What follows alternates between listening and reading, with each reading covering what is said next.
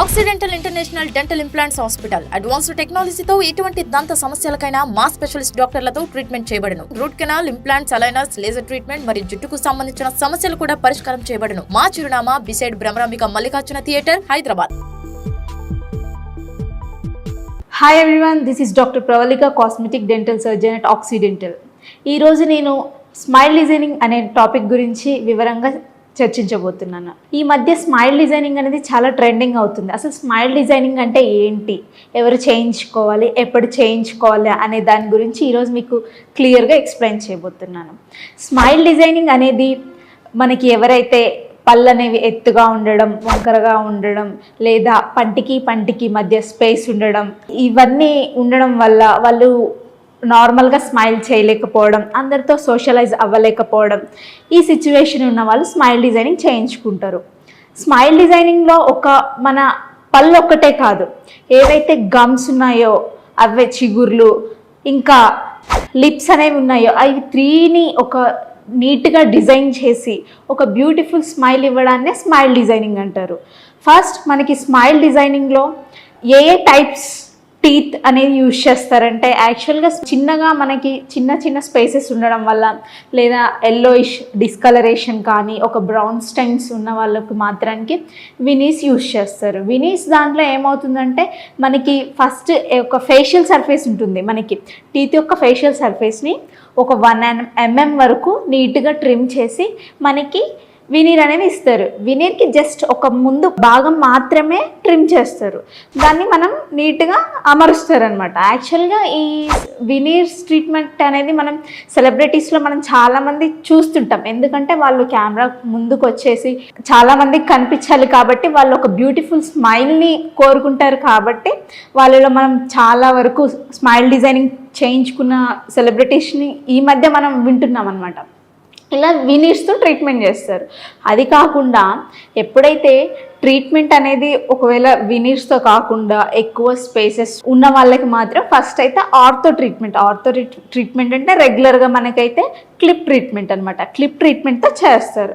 Clip treatment అనేది అందరికీ అవ్వదు. కొందరికంటే ఏమవుతుంది అంటే మనకి ఎక్స్రే తీసిన తర్వాతకి బోన్ లెవెల్ అవన్నీ చెక్ చేసిన తర్వాతకి బోన్ లెవెల్ సపోర్ట్ చేయని వాళ్ళకి, ఎవరికైతే సపోర్ట్ చేయదో వాళ్ళకి ఆర్థో ట్రీట్మెంట్ కాకుండా మనకి క్రౌన్స్ అనేది నీట్గా డిజైన్ చేసి ఇవ్వడం జరుగుతుంది. ఏదైతే స్మైల్ డిజైనింగ్ ఉందంటే అందులో మనకి 6 టీత్ చేస్తారు. First anterior teeth, crown to crown, ఈ కూర పన్ను నుంచి ఈ కూర పన్ను వరకు 6 టీత్ చేస్తారు. కొందరికైతేనేమో అప్ పైన టీత్కి ప్లస్ కింద 6 టీత్ కూడా చేయాల్సి వస్తుంది. ఎందుకు అంటే యాక్చువల్గా మనకి అప్పర్ టీత్, లోవర్ టీత్ ఒక 2 సింక్రొనైజ్డ్గా ఉంటాయి. ఏదైతే ఈ బ్యాలెన్స్ అనేది మిస్ అయిందనుకోండి, ఆ బ్యాలెన్స్ మిస్ అయిన వాళ్ళలో 2 అప్పర్ టీత్, లోవర్ టీత్ 2 పైన 6 టీత్కి కింద 6 టీత్కి మనకి ట్రీట్మెంట్ అనేది చేయాల్సి వస్తుంది. లేదు అనుకుంటే ఎవరికైతే ఓన్లీ పైన టీత్ వరకు సరిపోతుందో వాళ్ళకి ట్రీట్మెంట్ ఇవ్వడం జరుగుతుంది. మనకి ఈ ఫస్ట్ 6 టీత్కి వినీర్స్ కాకుండా అంటే మనకు క్రౌన్స్ ఇస్తారు అనమాట. క్రౌన్స్కి ఏంటంటే మనకి నీట్గా 360 degreesలో టీత్ని షేప్ చేసి మనకి క్రౌన్స్ ఇవ్వడం జరుగుతుంది. అంటే ఇందులో మనకి ఏ క్రౌన్స్ పెట్టుకోవాలనేది డౌట్ రావచ్చు. యాక్చువల్గా మనకి జిర్కోనియా క్రౌన్స్ ఉంటాయి. జిర్కోనియా క్రౌన్స్ అనేది మోర్ స్ట్రెంగ్త్ అనమాట. Zirconia crowns more strength. ఇది కాకుండా ఇంకా హైలీ ఈస్థెటిక్స్ ప్రిఫర్ చేసే వాళ్ళకి లిథియం డైసిలికేట్, అంటే దాన్ని మార్కెట్లోకి మనకి ఈ మధ్య ఈమాక్స్ క్రౌన్స్ అని వింటుంటున్నాం, అవి మనకి పెట్టడం జరుగుతుంది. ఇవి కాకుండా మనకి స్మైల్ డిజైనింగ్లో మన టీత్ కాకుండా కొంతమందికి గమ్స్, ఏవైతే చిగుర్లు ఉన్నాయో గమ్మీ స్మైల్ ఉంటుంది, వాళ్ళు నవ్వితే చిగుర్లు కనిపిస్తాయి పళ్ళతో పాటు. వాళ్ళలో ఏం చేస్తారంటే క్రౌన్ లెంత్ ఏదైతే కొందరికి చిన్నగా ఉంటుంది, ఆ చిన్నగా ఉన్న వాళ్ళకి స్మైల్ చేసినప్పుడు చాలా మనకి గమ్ అనేది కనిపిస్తూ ఉంటుంది, అది చూడడానికి ఆడ్గా కనిపిస్తుంది. వాళ్ళకి ఏంటంటే క్రౌన్ లెంతనింగ్ చేస్తారు. నీట్గా అక్కడ ఏదైతే చిగురుందో కొంచెం లెంత్ లేజర్తో ట్రీట్మెంట్ చేసేసి నీట్గా రిమూవ్ చేసేసి మనకి క్రౌన్ లెంతనింగ్ ఇస్తారనమాట. అప్పుడు మనకి ఒక మంచి బ్యూటిఫుల్ స్మైల్ అవుతుంది. అది కాకుండా కొందరికి చిగురు బ్లాక్గా ఉంటుంది, స్కిన్ టోన్కి మన చిగురు కలర్కి మ్యాచ్ అవ్వదు, బ్లాక్ కలర్లో ఉండడం వల్ల అది స్మైల్ చేసినప్పుడు బాగుండదు.